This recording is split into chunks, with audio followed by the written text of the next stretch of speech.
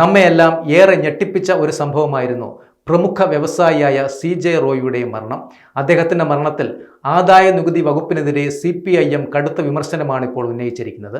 Kozhikode confident group ഉടമ CJ റോയിയുടെ മരണവുമായി ബന്ധപ്പെട്ട് ആദായ നികുതി വകുപ്പിനെതിരെ കടുത്ത വിമർശനവുമായി CPIM സംസ്ഥാന സെക്രട്ടറി MV ഗോവിന്ദൻ രംഗത്ത് വന്നു.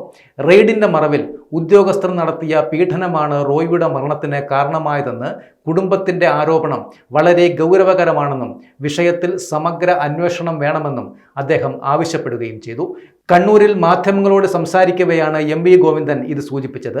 മലയാളികൾക്ക് ഏറെ സുപരിചിതനായ ഒരു വ്യവസായി ഇത്തരത്തിൽ സ്വയം വെടിവെച്ച് മരിക്കാനിടയായ സാഹചര്യം ദൗർഭാഗ്യകരമാണെന്നാണ് MV ഗോവിന്ദൻ പറയുന്നത്.